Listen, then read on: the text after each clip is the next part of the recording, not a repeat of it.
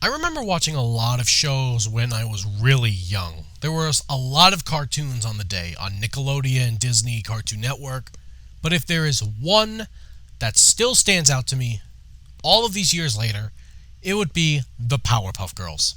I make no hesitation when I say the Powerpuff Girls is legitimately one of my favorite cartoons of all time.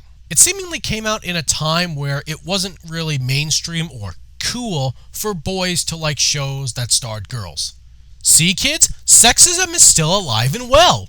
But I did like this show, and I grew to absolutely love it, and I still love it to this day. Think about this, it's been 24 years since the show first premiered on Cartoon Network proper. Hell, if you take into account its Oh Yeah Cartoons shorts, and the first short that was ever made when they were still the Whoop-Ass Girls, then it's actually been 30 years since the girls first appeared on our screens. The rest, as they say, was history. And what a legacy it left behind. 6 seasons, a theatrical movie, countless merchandise including video games, comic book, jewelry, toys, the list goes on. It also had a 10th anniversary special, a 15th anniversary special, and a shitty reboot that we don't want to talk about. Seriously, the less I say about it, the better. As you would expect for a show this popular, there's a lot behind the legacy of the show. As such, I think it's only appropriate that we start at the very beginning of things.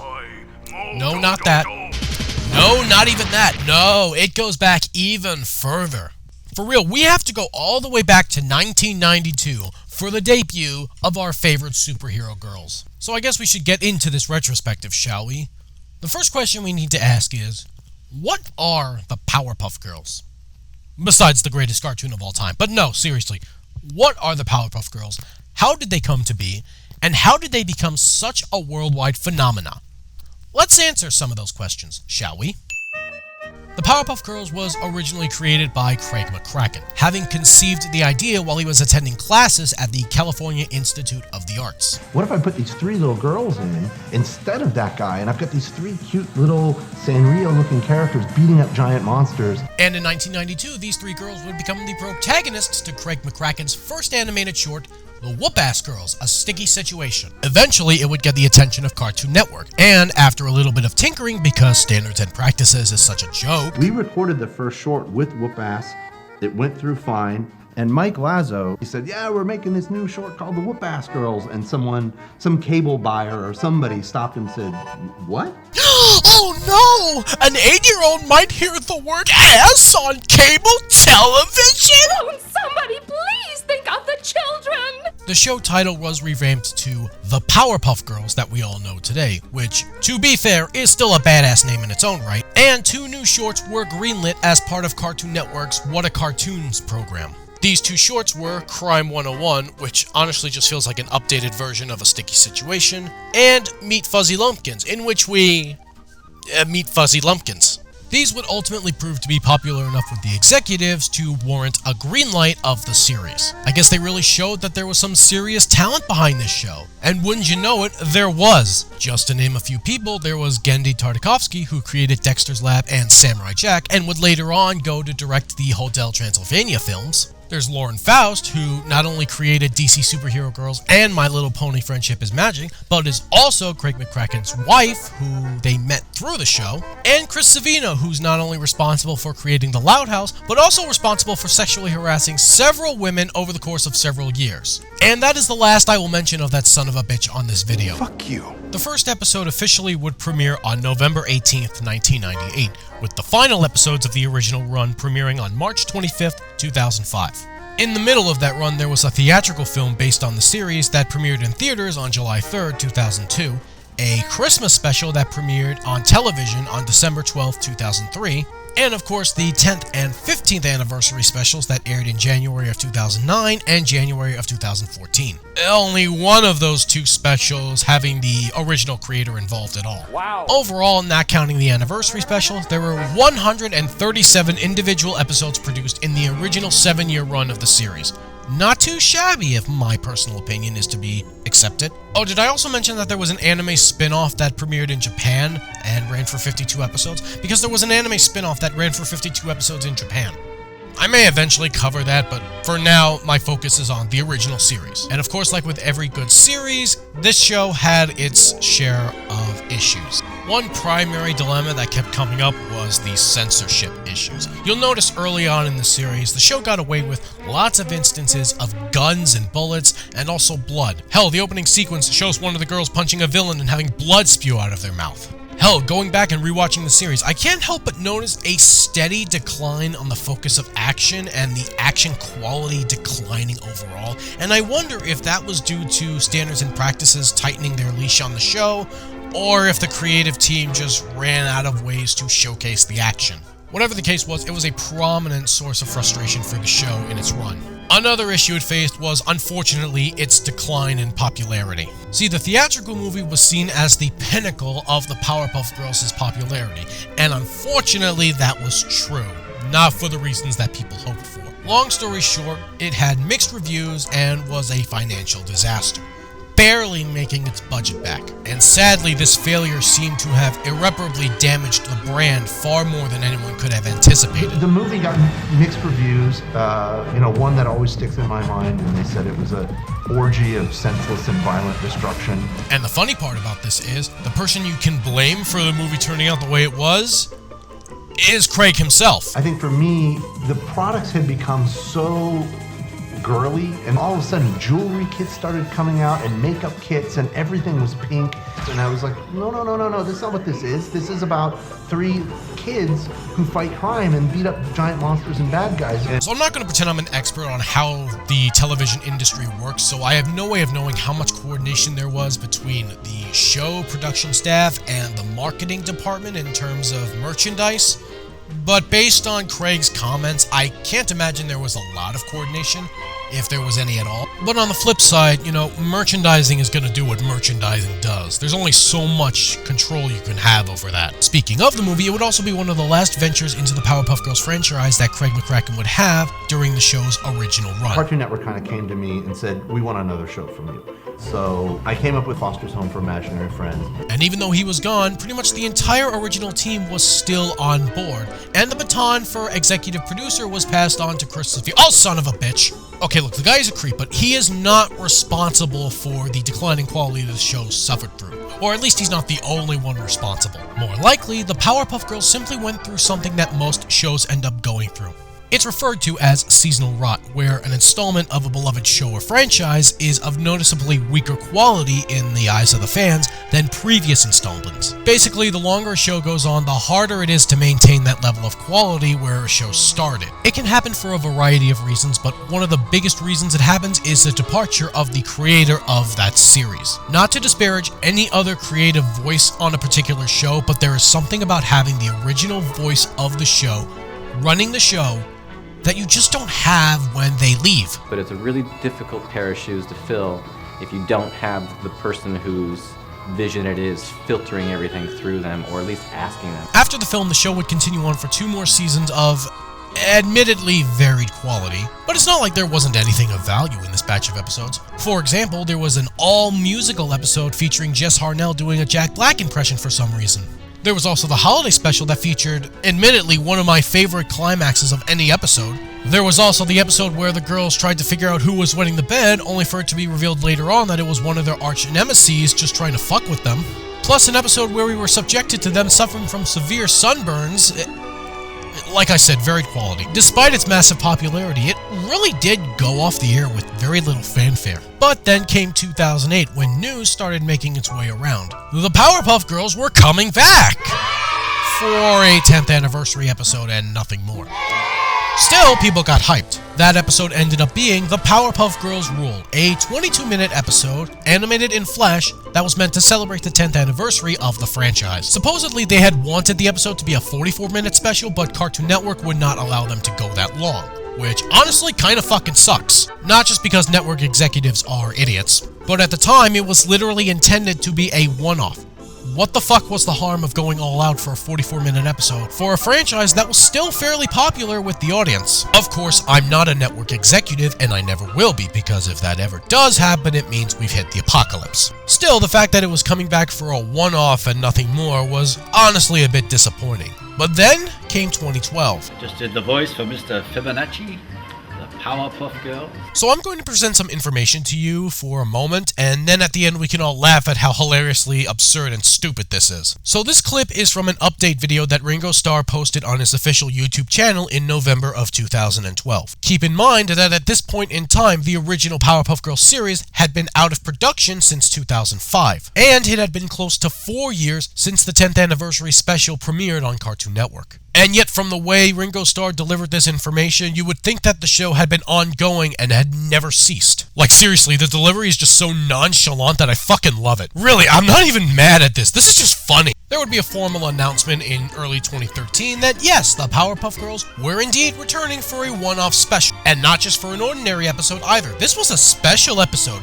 featuring a new 2D, 3D hybrid animation style. The entire original voice cast was also returning for this special. Original creator Craig McCracken, however, would not be returning. What? So they allowed him to come back for the 10th anniversary special, but not the 15th anniversary special? What the hell's up with that? Oh, and also we're redesigning the original three girls. So that's happening too. But why? I'll talk more about my thoughts on the episode as a whole, as well as a bunch of other episodes of the series later on in this video. I'd like to keep this somewhat organized. I should tell you that this 15th anniversary special got considerably more mixed reception than the 10th anniversary special. And yet, apparently, in the executives' eyes, that justified rebooting the whole damn show. But again, I will not be discussing that show here.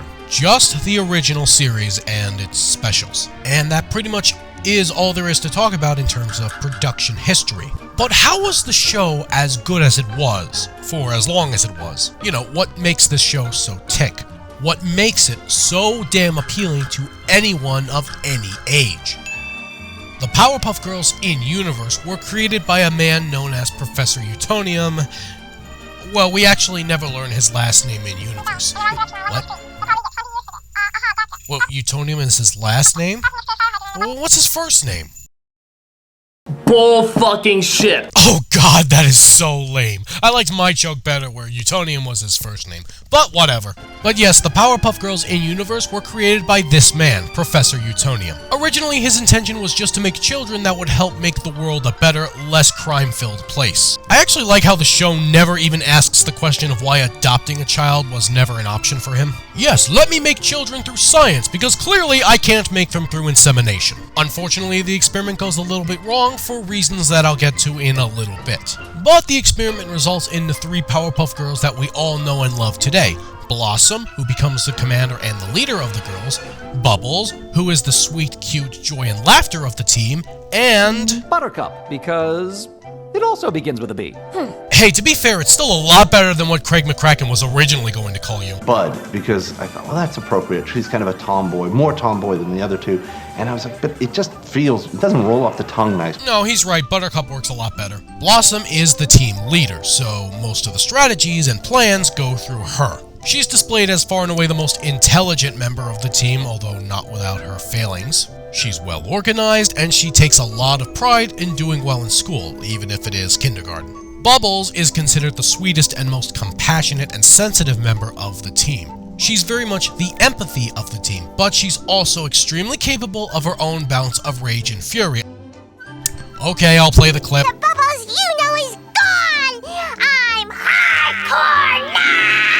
You're not. Buttercup is the hardest head of the three girls. She's slow to compassion and sympathy unlike her sister Bubbles, and unlike Blossom, she doesn't plan anything. She just jumps into battle, and more often than we'd like to admit, it blows up in her face. Her heart is always in the right place, even if her head isn't always with it. By Craig's own admission, the three girls are meant to act as distinct pieces of a whole, complete character. A statement that I find to be rather amusing considering on their own, all three girls do a pretty good job of standing on their own. The girls kind of form one complete person. Like, separately, they're not as strong as they are together. Maybe he meant in terms of crime fighting, I don't know, but I think my point still stands. In my opinion, the most important thing that a character needs in order to be loved and memorable is authenticity. If I watch a show, I don't want to feel like the character that I'm watching is some kind of fake or disingenuous, unless that's the point of the character where they're supposed to be exposed for being a poser. It's important for characters to be at least somewhat relatable to the audience. Even characters like the Powerpuff Girls, who are kindergarten, crime-fighting superheroes. What do I mean when I say this? Take a character like Blossom. She's portrayed as very studious, very intelligent, cares a lot about being organized and getting good grades. But because of this, we also get to see the fear and paranoia she puts in herself just at the mere possibility of fucking it up. Don't worry, Blossom. You're the smartest girl in Townsville. That's only because I study so much. She's not completely one-dimensional is what I'm saying. And the same can be said for the other two. While Bubbles prefers to be compassionate and sweet, she has a dark side to her. Brought on after deciding that she was done being seen as a pushover. Yeah, that episode. And once again, the same thing is with Buttercup. Her aggressive, tough exterior is seen as the norm, her primary character traits. But in select moments and episodes from the series, we get to see a different side of her, a more vulnerable shell that she displays through behaviors and mannerisms that people of any age, not just little kids, would be able to identify with. I am a good fighter. I am a good fighter.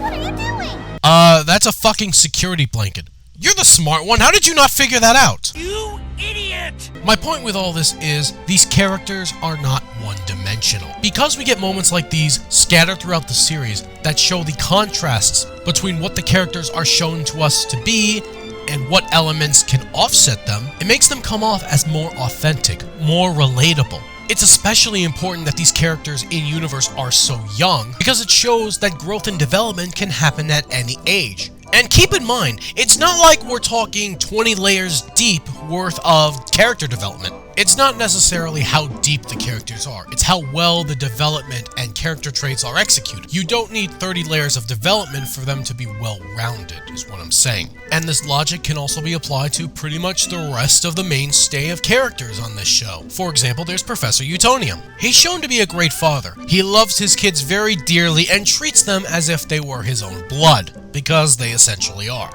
But that doesn't stop him in certain areas from mourning the lack of love life that he has. He's a parent that cares deeply for his kids and will do anything and everything to make them happy and healthy. That doesn't mean he doesn't have his fair share of screw-ups as a parent. Most notably the Daylight Saving Circus, but I'll get to that when I get to the episode riffing. The best thing about Professor Utonium that I absolutely love is how they portray him. In so many animated shows, the default setting for fathers seems to be bumbling idiot. And sure, that can be funny under the right circumstances and with the proper writing, but it's also wonderful when we get a father figure that isn't like that. A father figure that dispenses genuine wisdom and genuinely tries their damnedest to take care of their children and show how much they love them. And Professor Utonium fits that bill perfectly. But it's not just about the heroes. There's an entire cavalcade of evil villainry that we have to go through as well. Let's start with Mojo Jojo, the Powerpuff Girls' primary arch nemesis and also their co-creator. Oh yeah, let's talk about that, shall we? So let's go back to the opening intro for a moment. But Professor Utonium accidentally added an extra ingredient to the concoction, Chemical X. Now originally this was just seen as a happy accident on the part of Professor Utonium. Except for the fact that it actually wasn't. I had added the 3 essential ingredients, sugar, spice, and everything nice, when all of a sudden, it pushed me!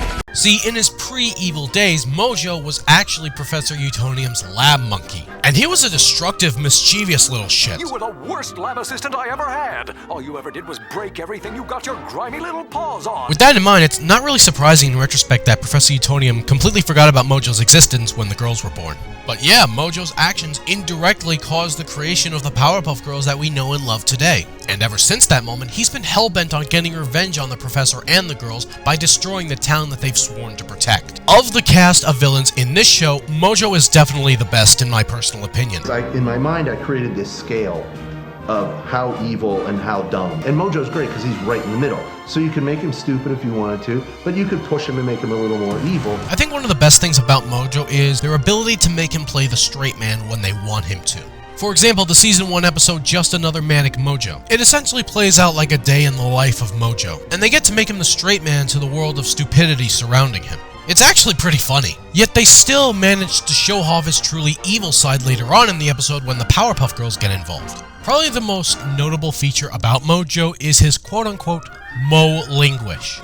As in, he'll say the same damn point repeatedly 5 different ways just to make sure it comes across. For a nutritious breakfast, 2 eggs is the minimum requirement, and I have but 1, which is one shy of 2. 95 must be followed by 96, 97, and so on and so forth to make 100. I do not talk like that. The way I communicate is much different. I do not reiterate, repeat, reinstate the same You thing need over and to over shut again. the I am clear, fuck concise, to the up. point. It really is one of the funniest gags in the show, although in universe, it does become quite annoying to the other characters. Hell, it's the concept of an entire episode of Season 6. The best part is, it's actually explained and justified quite brilliantly in the movie. If you'll recall in the movie, Mojo does not have his signature Molinquish going on in the early parts. But then comes the third act. Basically, long story short, after Mojo has all but won, his subordinates start getting free-thinky. And basically they just drown out Mojo's speech with their own nonsensical bullshit until Mojo just up and snaps. Stop! Cease! Desist! Do not continue with your ramblings, for my ramblings are the ramblings to be obeyed. I swear, the movie does not get the credit it deserves. So yeah, in terms of variety and depth, I think Mojo is the best villain. But if you want to ask me who the most intimidating and threatening villain is, that honor belongs to... Don't you know, the faster you go, time slows down. Seconds, minutes, hours, days and nights crawl by on hands and knees as you race the speed of light. Oh fuck yeah, here we go. Basically, him was, my attempt to do a Blue Meanie. He originally was the devil. Him is the devil, full stop. I don't give a damn about standards and practices or any of that bullshit. Him is the devil. I think Mojo is my favorite villain of the cast, but him I think is the most effective. While I could describe Mojo's battling and crime style as more physical, he uses lasers, robots, etc., him is more psychological. For example, in one Season 1 episode, him literally hypnotizes the entirety of Townsville into turning against the Powerpuff Girls. Also, Professor Utonium tastes like ice cream or something. I have no idea. What the fuck am I watching? Another episode has him delve into the girls' dreams to create traumatic nightmares for them so their game gets thrown off. My personal favorite him episode is the Season 4 episode, Him Diddle Riddle. In that episode, him basically tortures the girls psychologically by forcing them to solve a bunch of riddles, while dangling the threat of torturing the professor over their heads. I think I have a soft spot for these brain twister sort of episodes, especially in this episode because they really put the girls out of their comfort zone. It's obvious that the liar would say that the real Miss Keene would say that the fake Miss Keene is the real Miss Keene. What the f*** are you talking about? I actually rewatched this particular episode a lot, specifically for these brain twisters. And also for the batshit hilarious ending. If you're an avid watcher of the show, you know exactly what I'm talking about. And if you're not, well... Spoilers! That'll be $7.95, please. Say what? This is exactly the kind of batshit bullshit stupidity that I can totally get behind. I bet the professor here a free breakfast if you girls could solve all of my riddles, but you failed. Like, honestly, it completely fits him's profile that he would put the girls through severe psychological trauma like he did in this episode, all over some fucking flapjacks. And this look of defeat that the girls have on their faces, it's lived in my head rent-free for years. And so... yeah. I feel like most people would agree that Mojo and him are the top 2 in terms of villain effectiveness and popularity. But there are plenty of other villains in the Powerpuff Girls world that deserve their recognition even if they aren't quite as effective, popular, or even memorable as those two. Like Princess Morbugs, a spoiled rich kid that goes to the same school as the Powerpuff Girls, but she also aspires to be a Powerpuff Girl one day. Well, in name at least. Yeah, she wants the adulation and fame that comes with being a Powerpuff Girl, but not any of the responsibility and hard work that comes with it. She's introduced in the Season 2 episode, Stuck Up, Up, and Away. Admittedly, she makes a pretty damn good first impression as a character that you just love to hate. But I will say that as the series progressed, I found the charm of Princess's debut to wear off rather quickly, sadly.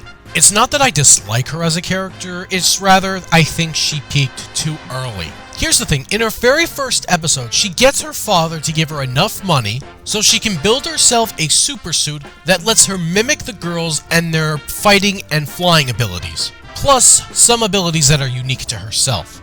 Unfortunately, after that, having an episode where she literally buys out the mayor and makes crime legal, Crime is legal! Wait, so if every act that was considered an illegal act under the old doctrine is now considered legal, then by definition and by proxy, crime is not legal, right? Just doesn't seem quite as engaging. Although her team-up episode with Mojo was pretty good. Not Meet the Beatles, the other one.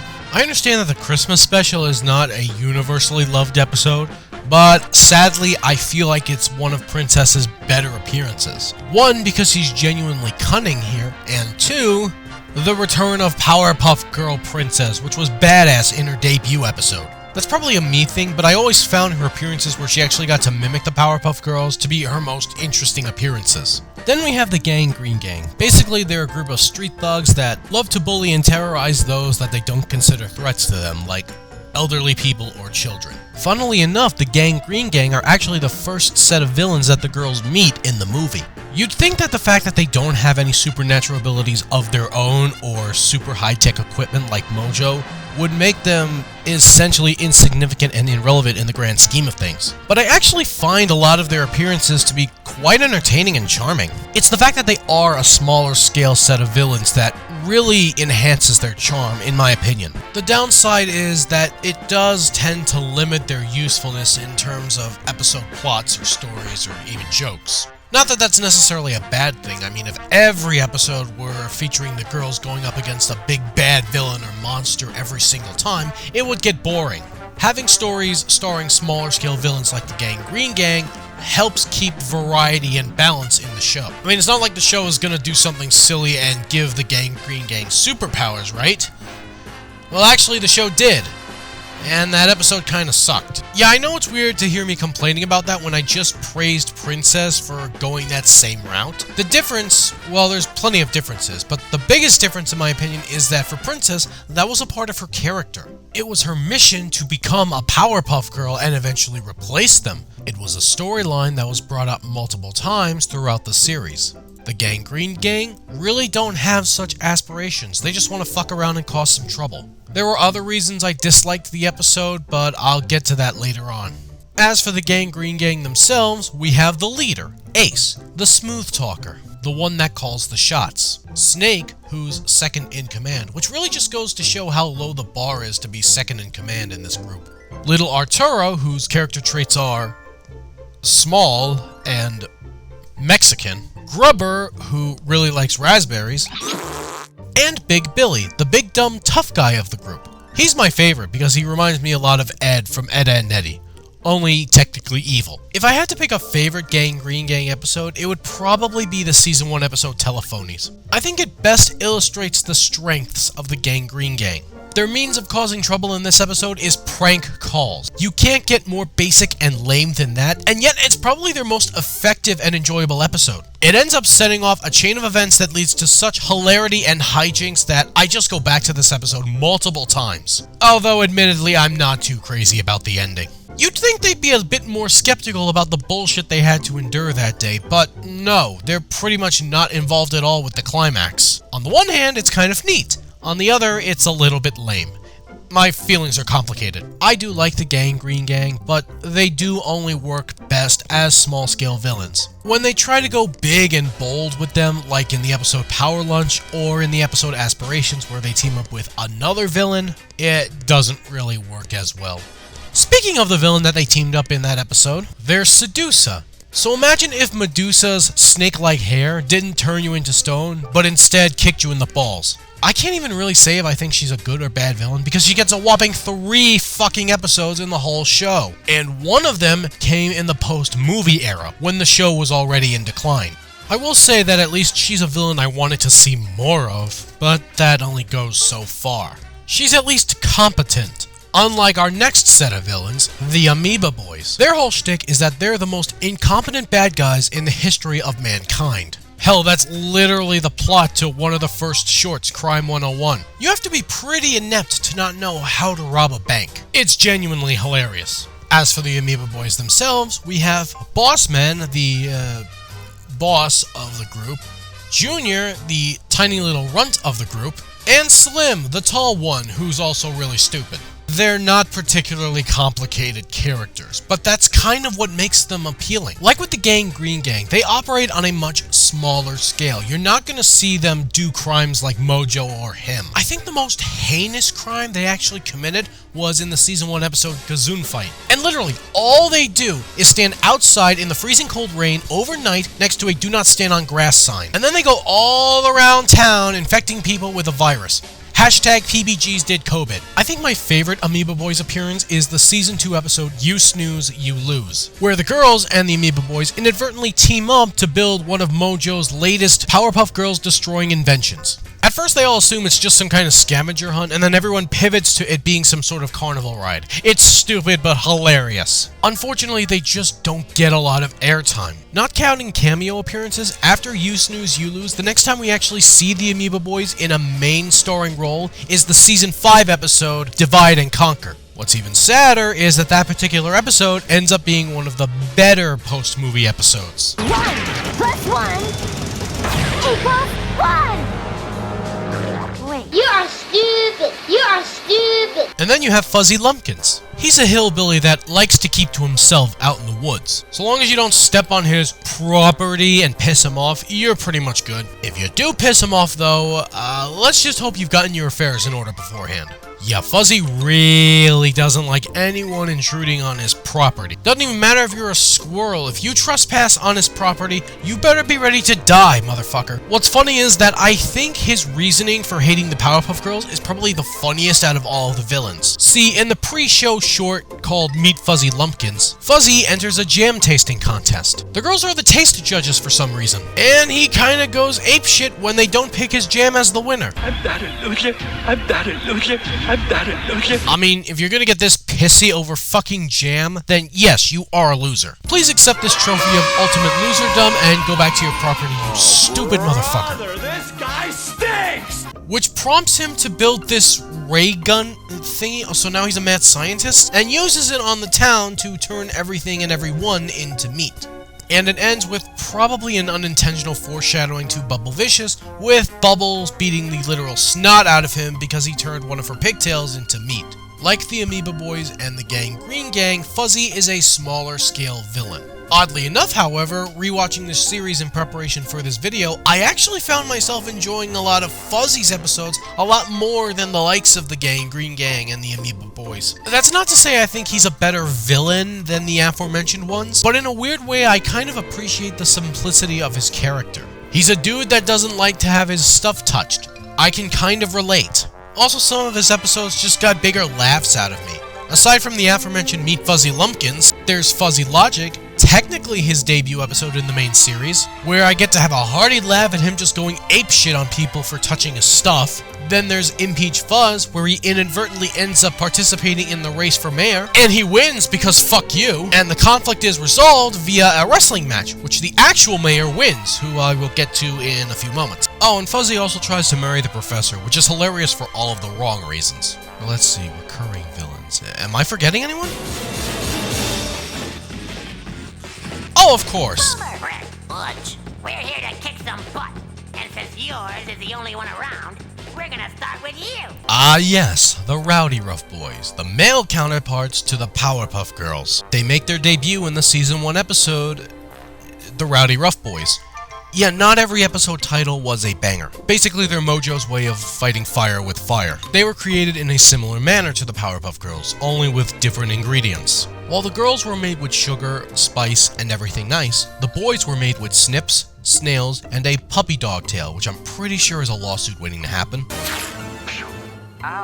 And his cauldron was a prison toilet that I'm fairly certain was never flushed. The boys end up pretty much kicking the girls' asses all over Townsville. And it culminates with what I'm pretty sure is supposed to be their death scene. Yeah, this was really the first time that Mojo genuinely got the upper hand on the girls, and it was kind of surreal to watch. But then it's all good at the end, because the way the girls defeat the boys is kind of funny. It kind of felt like a troll move, to be honest.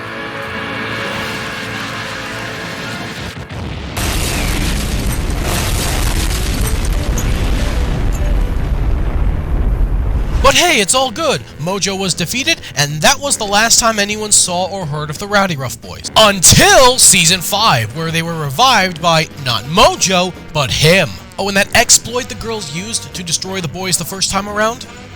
Yeah, it doesn't work anymore. Circle, circle, dot, dot. Now you have a cootie shot. Just don't tell them about the microchips, okay? Yeah, it was kind of necessary for them to have this because to have 2 of their appearances end in the exact same way would have been incredibly predictable and disappointing. Unfortunately, their return episode, and pretty much every episode they appear in henceforth, is really disappointing. Whatever action there is in these episodes is significantly toned down and not as forceful as it was in their debut episode. Whatever happened in the latter seasons that caused the downturn in the quality of action, unfortunately hit the Rowdyruff Boys the hardest. It's true that the damage the girls take in their rematch with them is more gruesome, but it's more gruesome for the wrong reasons. I also found myself rather unimpressed with the method the girls take to defeating the boys the second time around, basically demasculating them.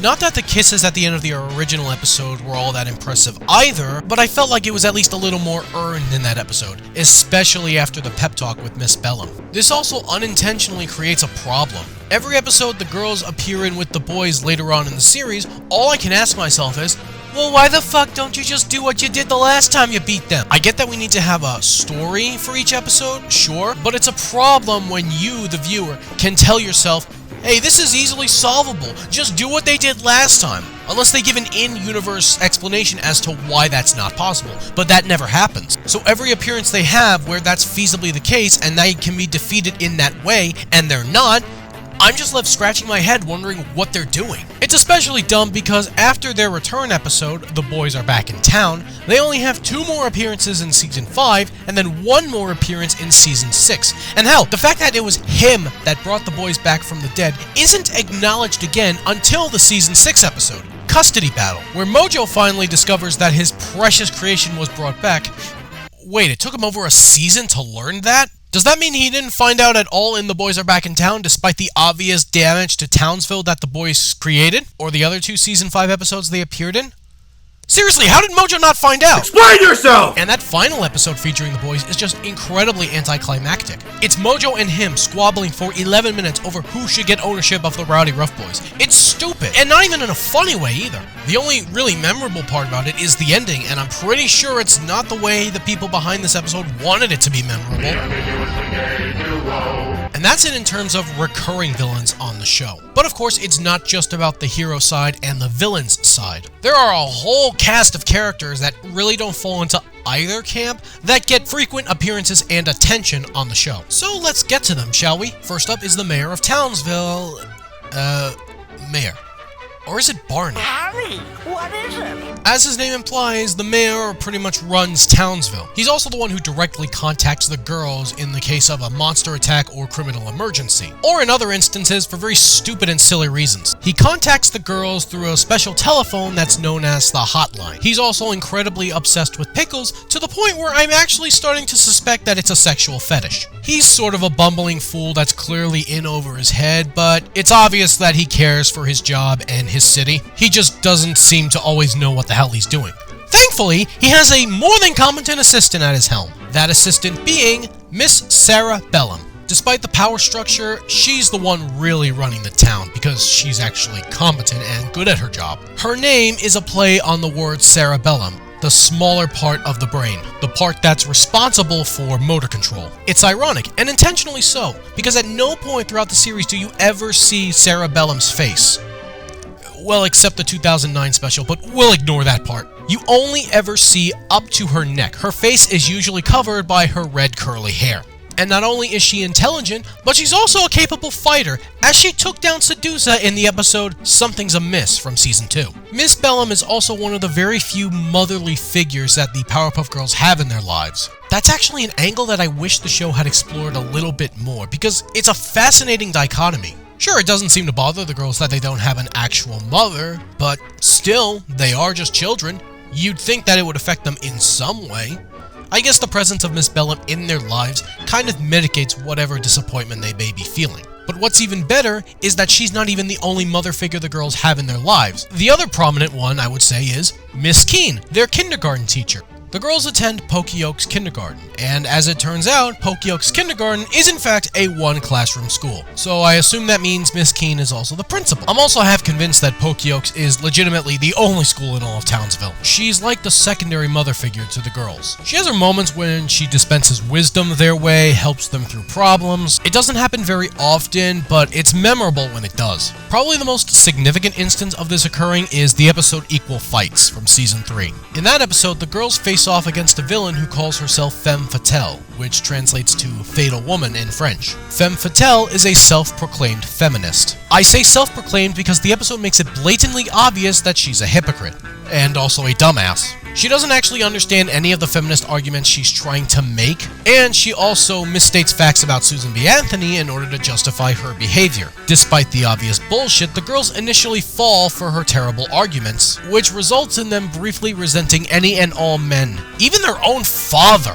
All because he asked them to clean their fucking room. Fuck you. Yeah, I really disliked this episode when it first came out, specifically because of how they treated the professor and the mayor. But this is where Miss Keene comes in. Her and Miss Bellum are successfully able to deprogram the girls out of their extreme hatred towards men. And they're able to make them realize that Femme Fatale is full of horseshit. She wants to use the mere existence of sexism to justify her crimes and get away scot-free. And thankfully, Miss Bellum and Miss Keene, plus the help of a few other women in Townsville, are able to help the girls see the light. I also just want to point out that Femme Fatale is only stealing coins with Susan B. Anthony's face on them because all other currencies have men's faces on them.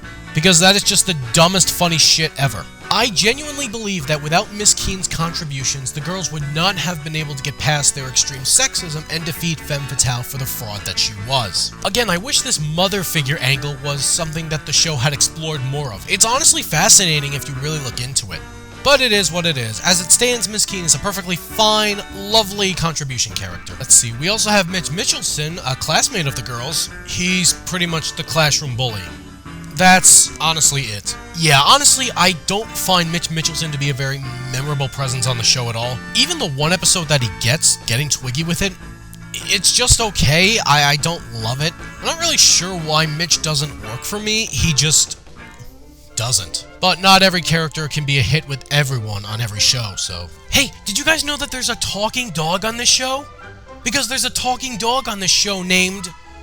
Talking Dog. I know I'm going to sound incredibly pretentious saying this, but when I look at this character, all I see is Brian Griffin. If he were also Meg Griffin. Yeah, he has that sort of sly bluntness that Brian Griffin often exhibits, while simultaneously also having his pain and suffering frequently ignored. So, like Meg Griffin. In the one actual episode that he gets starring him called Shut the Fuck Up, I mean Shut the Pup Up, he ends up being kind of a massive dickweed to everyone. He gives underhanded insults that he tries to disguise as just being good-natured. And the episode attempts to portray the insult as being by mistake, but I'm not buying that bullshit. If you ask me, your face ain't so special, but your body... How was I supposed to know she was such a crybaby? Also, apparently he can drive a car. Well, I may be able to talk, but I sure as heck can't drive. Or not. And of course, if we're talking recurring characters, how could I possibly continue without mentioning the most essential character of the entire franchise? And so, for the very first time, the day is saved, thanks to... the Powerpuff Girls! That's right, the narrator. Like his name implies, he narrates certain aspects of certain episodes. He narrates the intro, he narrates the outro, he talks to the audience, he can even talk to the girls. Honestly, where would this show be without him? Well, as it turns out, the show decided to experiment with that idea, as Mojo actually kidnaps the narrator in the Season 6 episode Simeon Says, which goes to show that, in his own way, the narrator is the one that's keeping things stable around here. At the very least, the show understands how to use the narrator, unlike the 2016 counterpart, but again, semantics. That's it for recurring characters on the show, but there are two other characters that I do want to mention, even though they only get one appearance each. The first character is Robin. She is introduced in the Season 4 episode Super Friends as a new neighbor to the girls. They all pretty much hit it off immediately as best friends. And the first half of the episode is pretty much just them all playing together and getting along, and it's actually pretty wholesome. It reminds me a bit of the first 15 minutes of the movie.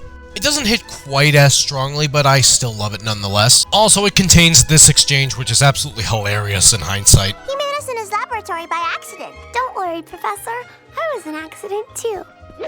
Oh, sweetie, you're not a mistake. You're a regret. Unfortunately, their friendship hits a snag because, well, the girls are superheroes and they need to be responsible, which leaves Robin susceptible to manipulation by none other than Princess Morbucks. Long story short, she briefly tricks Robin into a life of crime that leads to a climax with the girls that, frankly, isn't as satisfying as I remember. I was just so upset with you for always leaving me to go save the day.